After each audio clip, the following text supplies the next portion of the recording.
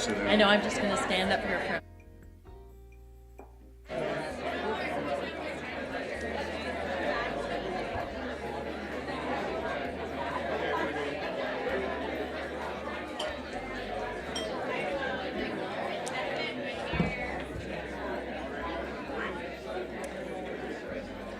Well, good morning, everyone. Bonjour, Quay. I always hate to interrupt all of this conversation that's going on at these breakfasts, but I think we should get started. My name is Cheryl Jensen. I'm the president and CEO of Algonquin College and your host for today's breakfast. And I'd like to just pause for a moment to acknowledge that today's event is taking place on the traditional unceded territory of the Algonquin people. I would also like to welcome you and thank you all for joining us this morning for our Future of Health and Wellness Speaker Series event. Algonquin College is so very pleased to be partnering with the Champlain Lynn hosting this speaker series. And it's helped us to share ideas, spark conversations and discussions and have discussion on matters of relevance to the future of health and wellness across our community. I'd like to acknowledge the presence of John Fraser, MPP for Ottawa South and the interim leader of the Ontario Liberal Party for joining us this morning, a member of the Standing Committee on Estimates and critic for Health and Long-Term Care, Intergovernmental Affairs, Agriculture, Food, and Rural Affairs. I don't know how you spend time with those cute little grandkids there, John. MPP Fraser is a frequent participant at these breakfasts, and we're so grateful for your support, John. I'd also like to offer a special welcome to Jay McLaren from the Algonquin College Board of Governors. We also have our Student Association Director here, Michael Wolf. I saw Michael earlier. Thank you for being here. And from our Algonquin College Foundation Board of Directors, Ashley Brambles and Jeff Turner are here.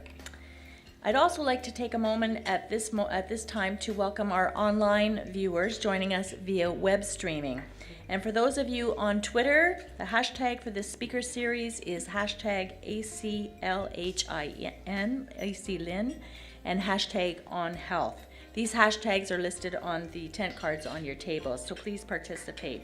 And we'll hope you keep the conversation going during the breakfast, but as you think about what you hear today and in the coming days. For those of you who have never been here at our previous events, I'd like to point out to you that this restaurant is actually a classroom for our culinary students. And now that you've tasted their work, I think you'll agree with me that they're receiving a fine education here at Algonquin College.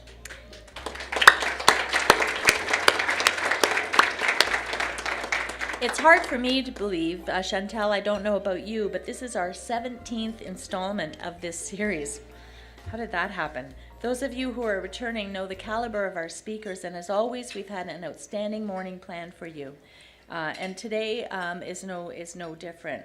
I'm really looking forward to hearing from our guest, and I know that all of you are too.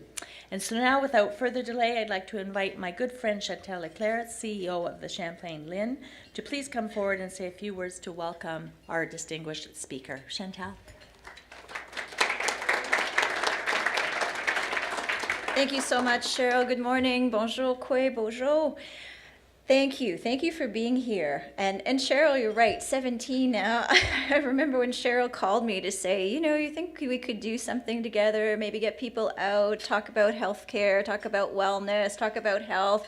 Said, okay, we'll see where this thing goes. So it's just grown and grown and grown. It's pretty amazing. I'm glad to be here with you this morning. Jean-Pierre Boisclair, chair of the Lynn board, is also here. A couple of our board members, Nick Busing, Barbara Folds, who wears two hats. We won't ask you who you're representing today. She's got our Algonquin College lanyard, but we need to get her a Lynn pin too. A couple of the Lynn staff are here as well. So good morning. We're pleased to be here. I am very excited about today's talk. I have the pleasure of knowing our guest speaker. But we've come at this topic of health and wellness and the health of our community from many, many different angles. We've had amazing speakers, all of them coming at it from a different approach that has provoked our thinking. Actually, I'm just looking at Stephanie as well and Roger, who are on the Lynn's Patient and Family Advisory Committee. Pleased to see you here this morning, and the topic is so appropriate to what they're doing with us. We are going to be talking about how patients and families are involved in healthcare. And all of us in this room would say that we're patient-centered. All of us. We've got the values on our walls, the declarations, all of that kind of stuff. We put it in our vision, in our missions, in our mandate. But really, we're not always. Truly, if we were patient and family-centered, probably the first talk we would have had in this series would be from that perspective. It's only taken us 17, Drury. But we're getting it. It's interesting. I went to Mcgill for my nursing degree, and the Mcgill model of nursing, for those of you know, was all about being patient-centered. It was drilled into our head. You had to come up with patient and family goals, and if they weren't written from the perspective of the patient, you had to go back and do it again. Well, 25 years later plus, we're still talking about that and still trying to get people to understand the value of having patients and families involved from the get-go in everything that has to do with their own healthcare and the healthcare of others. So we're absolutely delighted to have our leading expert in patient and family engagement, who is Julie Drury. And she's the very first, the inaugural chair of the Minister's Patient and Family Advisory Council for the Ontario Ministry of Health and Long-Term Care. And I'm always proud to say that I was part of the panel that helped to find her and select her. So Julie is passionate about the patient, family, and professional partnership and experience in health. And in her role, she facilitates and provides the patient and family perspective in healthcare policy and decision-making, not an easy task. And as the mother of a child who was diagnosed with SIFD, which is a rare form of mitochondrial disease, Julie has particular experience in system navigation, complex care, care coordination, palliative care, and patient safety. She's an experienced senior federal health policy advisor and is respected for her highly collaborative work style, stakeholder engagement, and leadership skills. Her personal and professional experience is focused on advising government on key health priorities that have a real impact on patient care and experience in Ontario.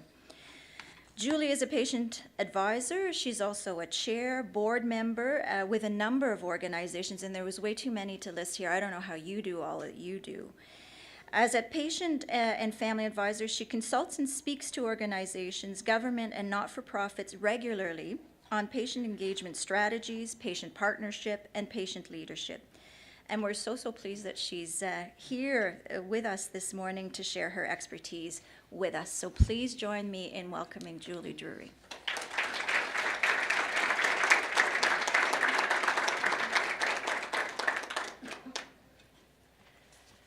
Well, good morning, and thank you for that introduction. And I'm more than happy to be the 17th speaker in this series.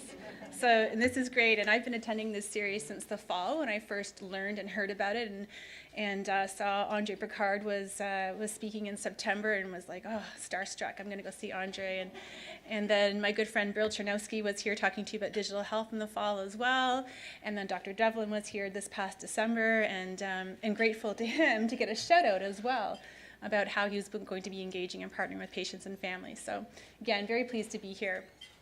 I want to talk to you this morning about patient engagement. And as soon as I've said that, I actually want to talk to you about partnership, because patients are truly already engaged in the healthcare system. And this is really about partnering with patients and families and bringing in that lived experience, that experiential evidence that patients and families carry into the healthcare system conversations that we're having right now, and really helping to transform the discussions that we're having, the deliberations we're having, but also how we're structuring our healthcare system so it's the most effective and efficient system possible in this province. I want to ask you for a moment this is an unusual picture to put up, but I want to ask you for a moment to picture a fender bender at an intersection. And a police officer arrives on scene, and he walks over to the burgundy car, and he talks to the driver and to the occupants, and he asks them what happened. What was the weather like? What were the road conditions like? Did you see that stop sign? Were you distracted in your driving?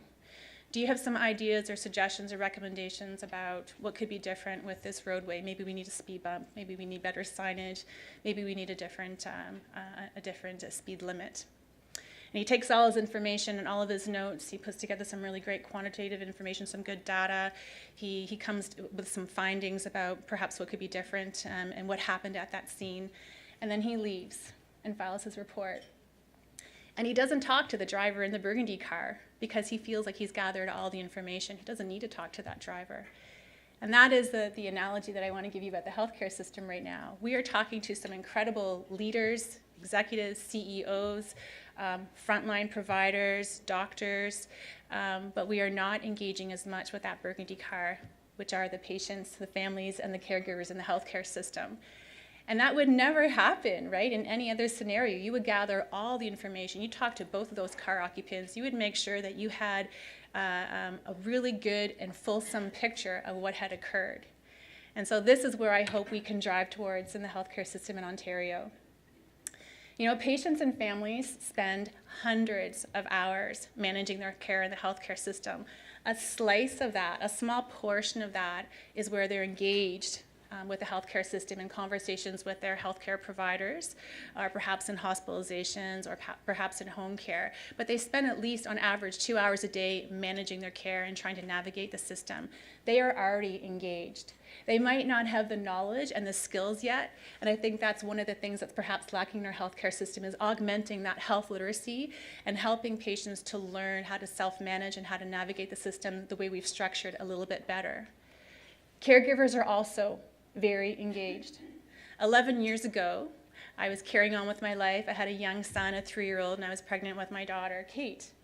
And I thought I knew about the healthcare system. We had engaged with our family doctor. I'd been to CHEO with my young son for pneumonia. You know, we'd had some very periodic hospitalizations. Until I was dropped, literally, into the healthcare system with Kate with a rare undiagnosed disease at the time. I literally had no idea. I didn't understand that our system is not seamless. It's not integrated. There is really, truly no care coordination. And we were very fortunate that our care coordination became better supported over our journey because of an initiative here that was very specific to our region and to the needs of our community, which is the Champlain-Lynn Complex Care Program. And so there are opportunities in the system to facilitate and enhance that systemic care and that better care coordination. But truly right now, it is not seamless, and there are only small pockets of it where it's working for patients and families. Patients and families truly are engaged. Our healthcare system right now across Canada has a multi-billion-dollar unpaid healthcare workforce. And that's the patients and families who are at bedside with their loved ones, or sitting in palliative care hospices, or sitting in hospitals at bedside. And I'm sorry, I have to glance over at Stephanie Paravan, who's the chair of the Lynn Patient Family Advisory Council, co-chair, along with her co-chair, Anita Manley, who is helping you understand better how the healthcare system works and how it's organized and how it's working for patients and families, and offering the Lynn that advice and that feedback. And at the same time, a full-time 24/7 care coordinator for her medically fragile son, who's currently at Roger Nielsen House. Those are the types of experiences that patients and families, the richness of information that they're bringing to the healthcare system. They are managing care in homes. They are working IV pumps. They are doing wound management. They are doing basic nursing duties. And they're not just doing it in home care alone. They're also doing it in hospital at bedside, because we've got a reduction in staffing. We have patients and families who are making sure that their loved ones are turned regularly. They're advocating for them during rounds. They're making sure that they're not experiencing harm in care. They are there making sure that medications that are being administered are the right ones. I myself caught 2 different medication errors in one day with Kate. And that's not to say that's not our role, and that isn't important, and it's not pointing finger or blame at anyone in the healthcare system. But I think what it's showing and demonstrating is that there is significant value in talking to patients and families about their experiences and what those challenges and barriers are, and what's working and what's not working. So patients and families, we're already engaged. What we want to do is partner with you. We want to talk to you about how the healthcare system is designed, how it's structured, what you're working towards as healthcare leadership communities, in terms of trying to make it better and more coordinated, more seamless. You know, patients and families are the ultimate hackers of the healthcare system. We congregate with one another and we talk about, you know, who's the right doctor, where's the right place to find care. You know what, don't call this person, call that person, you'll find it more easily. You know what, you're stuck in Toronto at Sick Kids and we need to get you back to Ottawa. I know someone that you can talk to. And sorry, I keep looking at Stephanie because that was partly of how our relationship formed, is we coached one another about how to find the best access to care. We are experts at hacking the healthcare system. So wouldn't it be interesting, rather than structuring that beautiful pathway with the really great gates and the really shiny objects around it, to look at how patients and families are truly navigating and to look at those paths that they're making in the healthcare system on their own and to learn from that. And to think about how could that be applied to how we've currently structured the healthcare system. What could be the shift or the change? It's creative thinking, it's disruptive thinking, it's hacking the healthcare system to actually make it more patient-centered, to really live it as a patient-centered system. So where have we been? I am watching a CBC television series right now called Unspeakable. Has anybody else seen it? A few people have seen it. Unspeakable is a documentary right now about the experience of persons who were hemophiliacs in the 1980s who were affected by the tainted blood scandal. And one of my council members was caught up in that tainted blood scandal. He was infected as a young child. He was not told that he was infected with HIV and with Hep C until he was 18. The information was available in his health record when he was 15. And no one made him aware. And he didn't have access to his health record, and we still have poor access to our health information. But those hemophiliacs banded together, and they were the disruptors in the system. They are the ones who affected change. Yes, there were journalists involved and doctors involved and you know, persons in authority, but it was the persons with the lived experience who were living that tainted blood scandal that brought that disruption to the system and affected change. And I invite you to watch Unspeakable, and you can stream it as well, but it's pretty powerful and pretty incredible. And it speaks to the experience of patients and families of feeling that frustration of speaking up, but not necessarily being heard. We share our experiences regularly. We do patient storytelling. I've done it over the 11 years of my role as a patient family advisor. I've come up and I've shared Kate's story in depth. And then I've gone away and thought, I've just given a piece of myself, a piece of my soul, a piece of my heart, and I'm not really sure what impact it had. And so I'm actually a very strong champion right now for patient storytelling at the Ministry of Health and Long-Term Care, and I bring patient stories regularly to the senior leadership team, Chantal and her colleagues of the LIN CEOs, but as well as the assistant deputy ministers and deputy of the ministry. And when I bring those patient stories, I set a challenge for everyone in the room. Hear the story, listen to the story, think about how that story could affect change in the systems that you currently have structured in your organizations. Ask questions. Let's have a dialogue. Let's consider what the storyteller is telling you, and not just say, oh, that's a really hard story, and that's probably a one-off story, and we really can't change that for that patient. Patients are the canaries in the coal mine. For every one story, there are hundreds that follow. And so we've really championed patient storytelling at the ministry to really be a dialogue and to really be deliberative, and also to provide feedback to our storytellers about what was heard and what change might have occurred as a result of the stories that were told. The other thing that our patients and families do regularly is we provide advice. We fill out endless experience surveys. In fact, I actually wrote Chio once after several years of receiving multiple experience surveys about my inpatient visits, my ambulatory care visits, my ICU visit, and et cetera, and I said, please stop sending me surveys because I have no idea what you're doing with them. And I was actually really into these surveys. I was like writing down the piece of paper, and then I'd get out the laptop because there wasn't enough room in that section for me to say what I wanted to say, and I thought I was really providing amazing input. And I would mail them off because it was snail mail, it wasn't email. I'm sure their technology has changed in recent years. But I had no feedback. Where did that information go? Where did my story go? Where did my advice and feedback go? What change did it affect in the system? There was no 360 communication loop. And so we have been there. That is the past of patient engagement. And if you're still doing that in your healthcare systems right now and in your organizations, You need to change that. You need to shift how you're hearing patient stories. You need to hear the advocacy and the championing from patients and families. And you need to shift about how you're hearing and interpreting and also providing feedback on those patient experiences. We are going in a really unique direction right now, not just in Ontario, but across the country and internationally when it comes to patient and family engagement.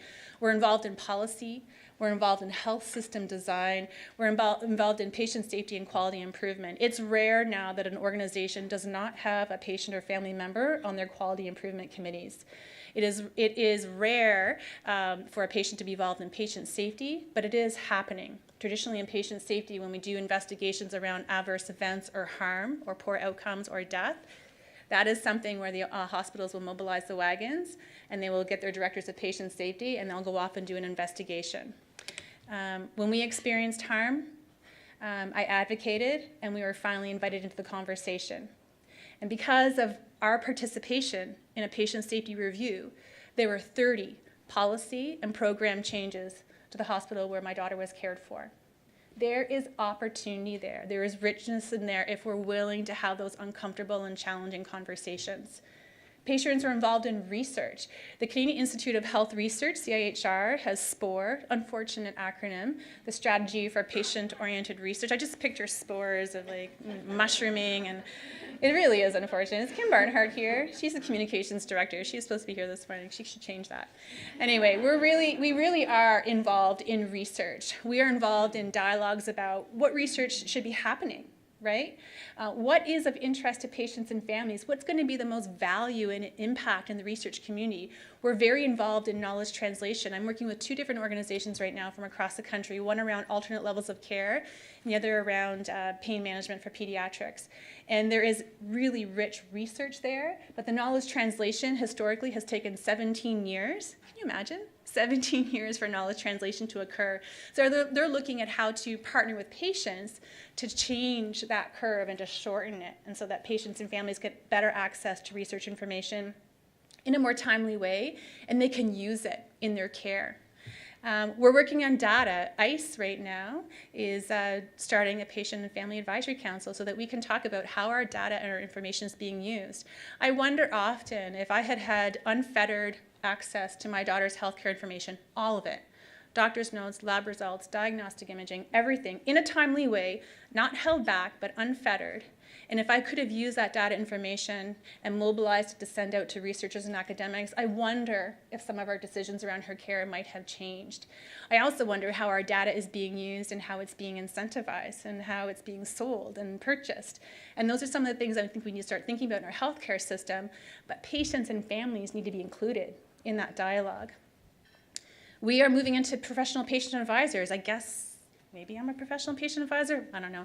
I'm paid in this role to be perfectly open and transparent. And so we are looking to patients to lead on this. We have traditional patient engagement professionals working in organizations. Rarely are they former patients or families or caregivers. And we have those skill sets and we have those abilities, and many of us have been around for quite some time now and have seen all the different aspects and levels of patient engagement. And we're getting involved in medical health education. I'm really excited to be working on an initiative with one of our Ontario universities around medical education and patient-developed curriculum and led curriculum. And I won't say who, but it's really exciting to see that happening. University of Montreal has a Center for Excellence on Patient and Public Partnership. They have a completely developed, led, and delivered curriculum for their medical school from first years all the way through residency, done by patients and families and caregivers. And it is a requirement of their medical school and colleges. We're seeing increased uptake of patient partnership, not just regionally here across the Champlain-Lynn. Barnard is here, and I'm not sure if anyone here is from TOH, but I recently spoke to many of their patient family advisory councils. CHEO has what they say is the longest standing family advisory council in Canada right now. So we have Roger Nielsen House, Megan and Bruno have a very strong patient and family advisory council as well. We have significant patient engagement happening here regionally. Provincially, our provincial government, obviously the Minister's Patient and Family Advisory Council, and our federal government are working on palliative care frameworks, that have engaged patients and families and caregivers. Megan and I were very intimately involved in those conversations back in the spring. Dr. Hoskins is leading on a national pharmacare initiative. He doesn't have any round tables where he doesn't have at least 2 or 3 patients at every table for those national pharmacare dialogues.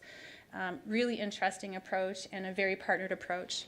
Our medical associations are getting into patient engagement. I was recently at policy consultations with the College of Physicians and Surgeons of Ontario around continuity of care.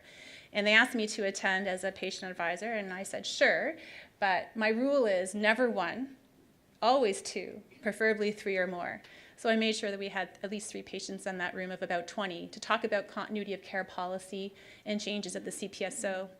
The Canadian Medical Association, CMA, now has Patient Voice, a Patient and Family Advisory Council to the CMA, again, around their policy and initiatives.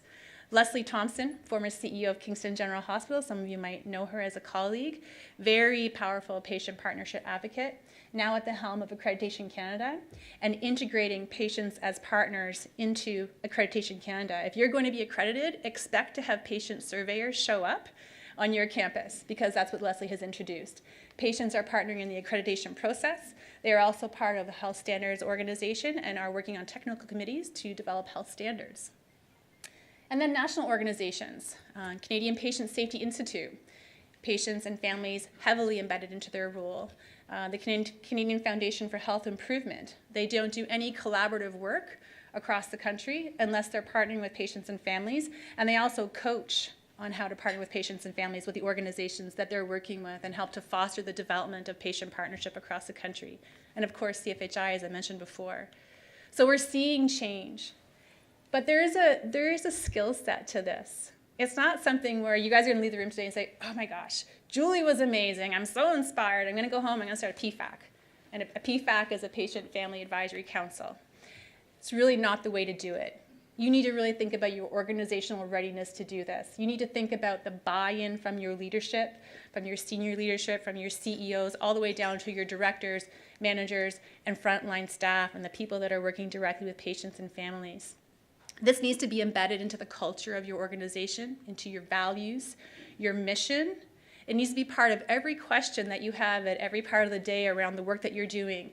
How would the work that I'm doing right now, how would what I'm writing right now in this email, how would the policy that I'm developing right now impact patients, families, and caregivers? How would they live this? How would they experience this?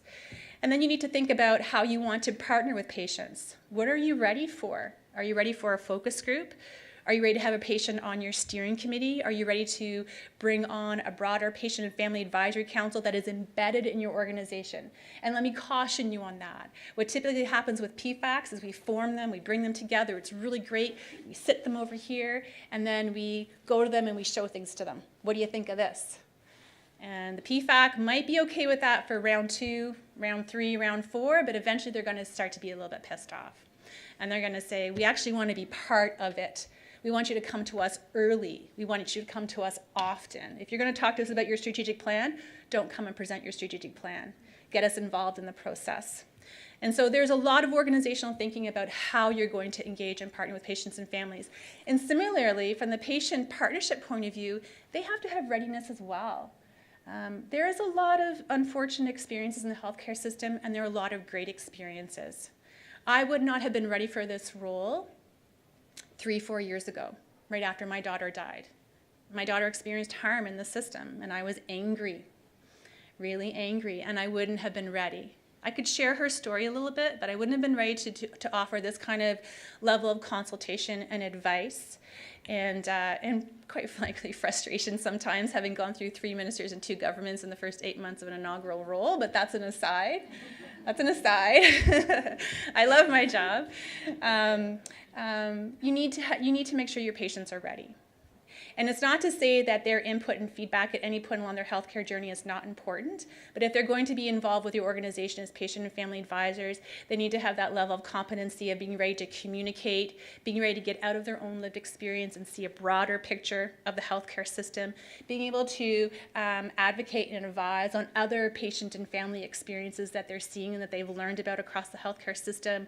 They need to be able to be active listeners and engaged listeners, and they need to be able to okay with different opinions around the table. They also need to be persistent. and they need to be what I call gently fierce. So there is a style and a level of communication skill set to patient engagement, and it's not suited for everybody. But that's not to say that we don't want diversity and we don't want a lot of different interaction with patients and families. So think of the mosaic of patient engagement. There are layers to it. The surveys are great. I kind of made fun of them earlier, but they're still great. They're a great tool. Just make sure you're using them properly and you're offering feedback. Focus groups are great. Phone calls are great. Questionnaires are fine. Bringing patients into collaborative conversations that are short-term are great. There are all different types of ways to do this patient engagement and partnership piece.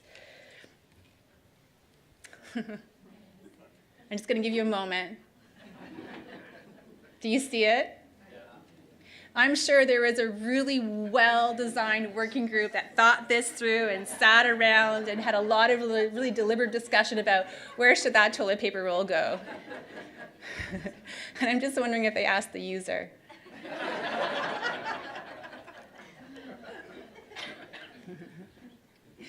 So effective patient engagement and partnership, early and often, 360 communication.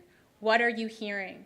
How are you going to use it or not use it? And it's okay if you can't use it, but you can maybe put a pin in it, or you can let the patient and family community know that's not going to work and here's why. And maybe you'll open up another form of conversation, but you've got to have that 360. You can't be asking for their opinion over and over and over again and not let them know how it's being used. Using appropriate patient engagement paradigms. I like the Carmen framework, so you can Google Carmen framework. I probably should have had a slide to show it to you, but it's a really great, effective patient engagement framework that brings you from feedback and advisory role all the way towards deliberation, collaboration, and co-design. You can also look at IAP2, which is a patient and public partnership model as well. So there's all kinds of models out there, all kinds of ways to frame this. You do not need to overcomplicate it. You need leadership. You need people like Chantal Leclerc, Megan Wright, Bernard Leduc. I don't see him. I know he's in the room. There he is. Oh, God, he's right in front of me. You need people. When I first went in to speak to the Patient and Family Advisory Council at the Montfort, I had this really great deck, and I was going to talk to him about the value of patient engagement and what you guys should be doing. And Bernard's like, we don't talk about patient engagement here. These are partners. We're about patient partnership. And I was like, oh. Just throw it that deck. Why don't we just have a conversation? And they were already there, right? And so that's the kind of leadership you need, and you need to really ingrain that into your culture. And it's not an easy task. I'm sure Chantal's nodding here. It's not an easy thing to drive that down through your organization and the conversations that you're having. But that's why people like that are in place, to drive that leadership. Oops, sorry. So what is happening in Ontario? I'm really excited about what's happening in Ontario, and I actually wrote myself a list. In Ontario right now, over the past 18 months, we've been developing not only the role of the Minister's Patient and Family Advisory Council, but also the role of patient and family advisors across the province. So, and I realize I'm over time, Cheryl, so I'm going to just go 5 more minutes. We have a virtual pool of patient and family advisors of over 700 people from across the province that are advising the ministry on policy and programs and initiatives. And we've opened that virtual pool as well to the Premier's Council on Health and Hallway Medicine. So Ruben has been able to dive into that pool of patient advisors as well and get their advice on the work that he's doing. Our minister's PFAC meets regularly with senior leadership from across the ministry. My role is direct communication with Deputy Angus and with Minister Elliott, and I meet with Deputy Angus regularly, weekly in fact, to talk about policy and programs that are emerging and evolving across the Ministry of Health. And we truly are in a time of change. There's no doubt. There's no secret in this room that change is coming across the healthcare system. And I'm privileged, I really am privileged to be in that role, to be able to provide the advice and the insight on behalf of patients and families. There was some murmurings back in the fall of, you know what, Julie, your role is not going to be around for much longer. They're going to get you out of there. You were a Liberal government appointee. I am not affiliated with any political party. My role is to represent the voice of patients and families and to represent our perspective. And I see great value in that, and I'm really pleased that our current government, as well as our past government, sees the great value in that as well. For those of you here last month, you possibly heard Dr. Devlin's presentation, and you heard him talk about how he's working with the Minister's Patient and Family Advisory Council. He actually met with our council last Friday, and I'll be going to meet with his council on the 28th on Monday. And so there is that synergy happening. And so although there is not a patient on the Premier's Council on Health and Hallway Medicine, which I feel should happen, there is good patient and family engagement and partnership happening, and we're driving that forward. We have 14 regional LHIN patient and family advisory councils across Ontario. There are 10 to 14 members each, approximately 160 people across the province working on patient engagement and partnership. And in addition to that, many LHINs are engaging patients and families even further across the organization. So we're talking about several hundred people regionally that are focused on the regional priorities and what the needs are in their communities and what's working in their communities. And I think we want to make sure that we hold that value as we move forward in this healthcare system transformation. This can't sort of be a block of what's good for Ontario. It really needs to be specific to our communities and our patients and families in rural communities and urban communities and remote communities and those that have to travel distance and interprovincially to receive care really need to have a voice in that system transformation. We've established the provincial PFAC leadership table, which is composed of all the chairs and co-chairs of the Patient and Family Advisory Councils across the province, including Health Quality Ontario and Cancer Care Ontario. And so we meet regularly and have regular conversations about what's happening, best practices, sharing information, and talking about our reach as patient and family advisors. And very soon I'm going to be sharing the Patient Declaration of Values for Ontario. And this is a document that was developed by the Minister's Council, by my council, but also in consultation with that virtual pool. We had over 180 people reply to the Declaration of Values piece. It's specified 5 themes of expectations that patients and families have of the healthcare system. And these are aspirational expectations of how the healthcare system needs to be supporting patients and families, but also working with them. And those themes are respect and dignity, empathy and compassion, accountability, transparency, and equity and engagement. And so I'm excited to be sharing those soon, hopefully in the next couple of weeks.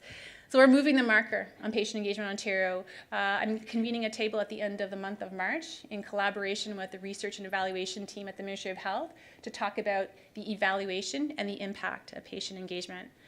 There are many people working on this in the province. Julia Abelson out of Toronto, Anna Gagliardi, Umar Majid. There are many people working on how do we measure the return on investment around patient engagement. And I think that's something that's very important, especially in our time of fiscal restraint and really looking on return on investment right now. And so why not bring together everybody in the room who's working on this and figure out some strategies together. So I'm excited to be doing that and to be hopefully sharing that with our regional LHIN PFACs and our organizational PFACs as we move forward.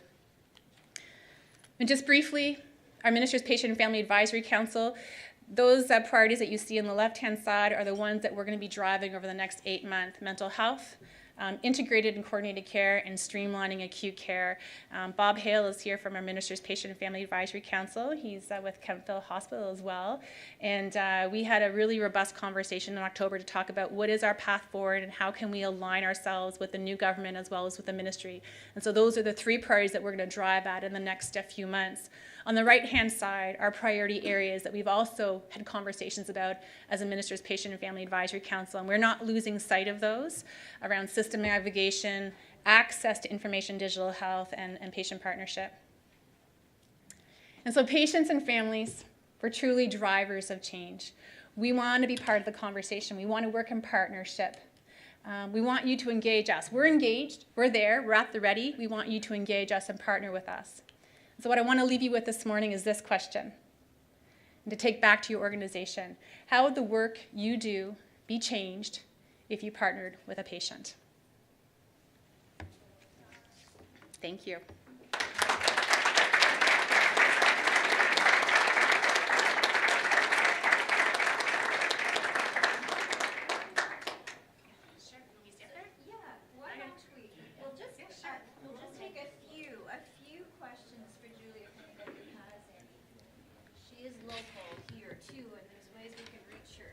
Questions that don't get answered this morning. Yeah, go right ahead.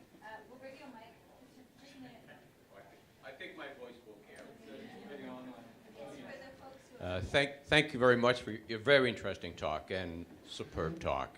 I think you touched upon a lot of different points. I do have a question for you. So when you talk about readiness of organizations or patients, what would you mean by readiness? Or what's the one or two qualities that an organization needs to be ready, as well as on the patient or family side?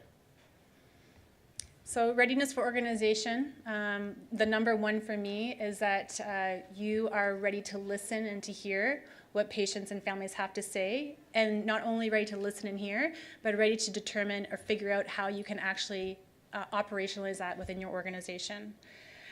Readiness from the patient and family perspective is taking yourself out of your own lived experience. So we have tunnel vision around our lived experience, what happened to us in the healthcare system, the good, the bad, the ugly, but you need to broaden that perspective. It's not just about fixing perhaps your experience, but looking at it from a broader system perspective. Those would be the primaries for both.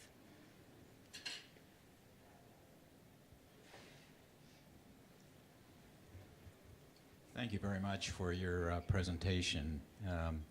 It's a long time in coming, and I congratulate you for your efforts. It seems the efforts are very directed at the policymakers, at planners and funders. It's very much a macro approach to this, but the transaction that counts, in my mind, most importantly, is what happens day to day between clinicians and patients and their families. What are you doing at that policy level to incent clinicians to be much more supported in their efforts to improve their communications and so on? And I think of the example that we often hear in a fee-for-service system with physicians. They are incented to produce and not really spend the time, and particularly in a world where chronic disease management is becoming very, very important, there has to be a system in place that allows clinicians the time to properly deal with the intricacies and complexities of individual patients and their families in that regard. So what have you been able to do to create those incentives to change at the delivery level? Yeah, it's a really great question and comment, and I absolutely agree. I think traditionally patient partnership, patient engagement has occurred at the organizational level, right? Hospitals and long-term care and home care, and now we're reaching into policy, which is why I focus that way, because that's my role right now at the ministry. But we are lacking on being able to partner with providers. And with all due respect to providers, they have a lot of autonomy in the system, and it's hard for patients to incent that. It's actually even hard for organizations to incent that. So I think working with the colleges, with the regulatory bodies, with organizations like the CMA, which is where we're getting traction as patient and family partners, and having those conversations. I'm truly excited about the movement into the schools of medicine to talk about communication styles and what that looks like, and what it means to have 360 communication with your patient, what it means to augment the health literacy of your patient, what it means to have shared decision making. We hear that term thrown around quite a bit. What does it actually mean to the patient? And so we're working on that and getting that traction in the middle schools. From the Incent point of view, that's a tough one for me or for any patient advisor. We don't have a line of sight into that. That's really up to, government and OMA, I guess it is, to sort that out and to incent that. I'm hopeful that hospitals themselves can offer that leadership and can offer those policies, that suite of policies within their organizations to try and support those provider and patient relationships. And I think we've got strong leadership to that end here in Ottawa, at least locally, but if not provincially, I think we've got that leadership. So those are some of the ideas and suggestions, but it is it's unmined territory that we need to get into. We need to start having those conversations, and it's a tough one. I think providers have traditionally seen themselves as, I'm there for the patient, and I am their advocate, and I am their best support. And it is not a finger-pointing exercise at providers by any stretch of the imagination. It's just wanting to have more synergy and to equalize that partnership, to take it from this to this, and not to take anything away from that doctor's experience and their expertise, but to recognize that patient also has some really great lived experience to bring to that conversation. We need to make it easier for them.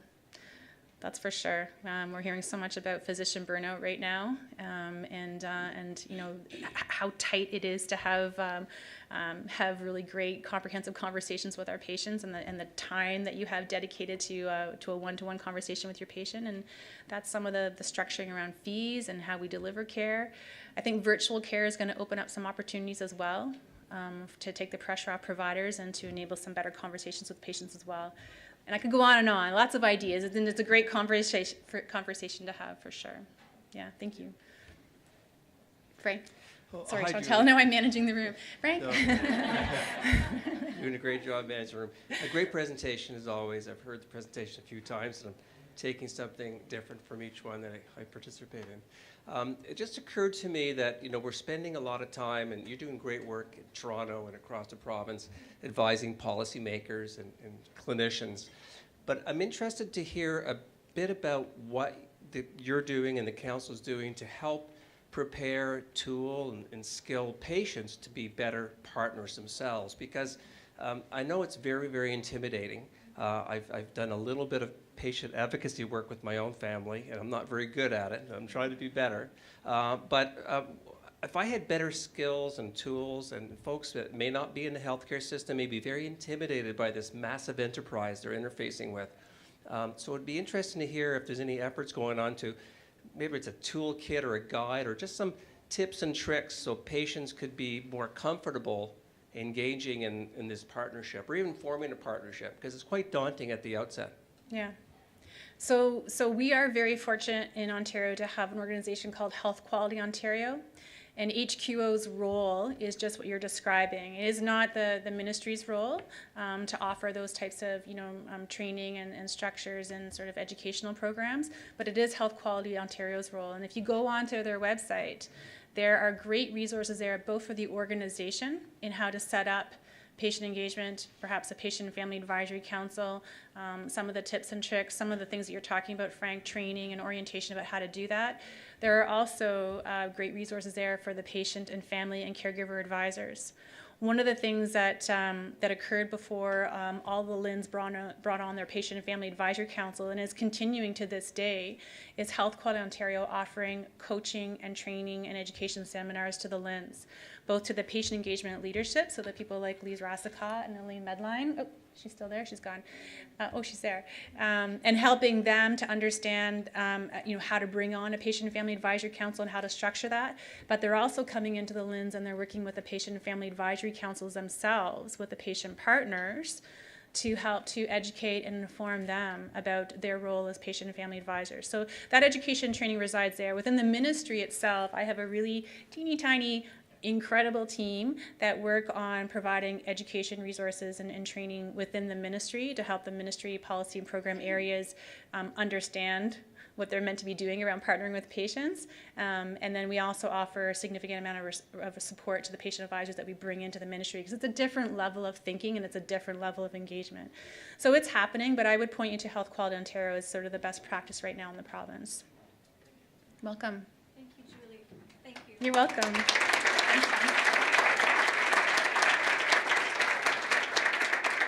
Julie, thank you so much for an incredibly interesting, informative talk. This is a complex topic. The more we talk about it, the more you can see the layers, but it's so important. Every time I hear you speak, I come away with 6 new ideas, and I also realize of all the stuff we're still doing wrong, and I'm looking at our Patient and Family Advisory Committee, right? Yeah. But we're learning, and I think that's the part that's important, is you have to start somewhere. We've been deliberate at the LHIN to not say, okay, let's bring patients and families in everywhere all the time, because I don't think we would be ready, and they would probably be very discouraged with us. So we're learning to walk before we can run. But this morning I was thinking about, I saw Paula Greco here, who's our evaluation specialist. Why don't we have patients and families working with Paula to figure out what are the topics we should be evaluating, right? And then how should we evaluate them? There's no reason why we wouldn't have patients and families part of designing our orientation. Like, we deliver home care services. Who best to say, this is what we think your staff need to know from the get-go, and maybe teaching some of that. So anyways, I've got 6 new ideas to bring back to my organization, and I'm sure you all do too. So Julie, thank you so much. You're so generous with your time and with your sharing your knowledge, and your passion is so obvious of wanting to make us all better at what we do, but truly by partnering with patients and families to get it right. I always say there is an economic imperative to doing this, right? It's not just the right moral thing to do. There's an economic imperative to partnering with patients and families. Organizations who do this well actually save money, right? They have fewer errors. They don't have to redo things 6 times because they got it wrong the first few times. So in times of, fiscal constraints and demand that's growing, we have to do this. We have to do this if we're going to sustain our healthcare system and do it better. So thank you. I thank you for being here. I'm going to hand it over to President Jensen, who's going to close us out for today.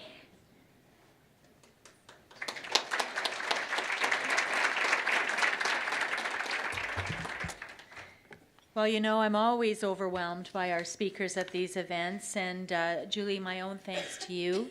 First of all, as a mother, and what you've gone through yourself and how you've turned that into a positive effect for all of Ontario. I wear a necklace around my neck that was given to me by a friend of mine who lost her son almost 3 decades ago.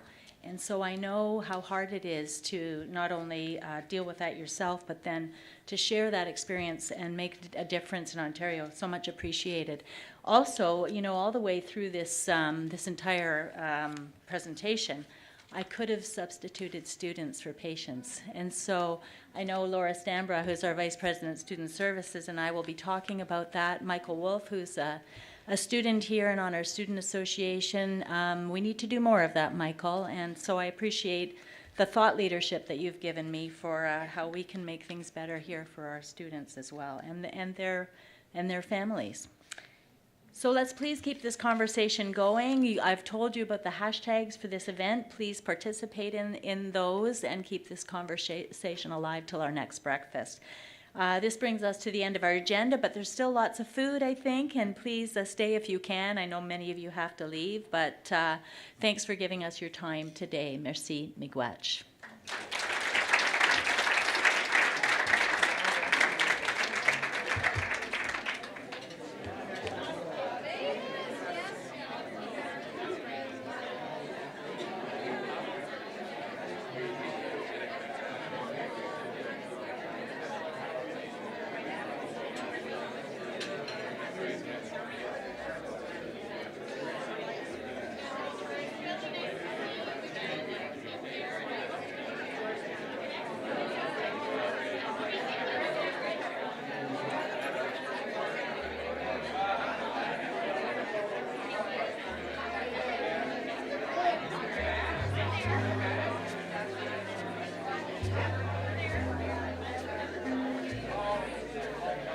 I'm going to head up, so I'm going to try and meet with Colin Vanang as soon as possible. Okay, no, that's perfect. I'm just sticking around here. I'm going to grab the photo.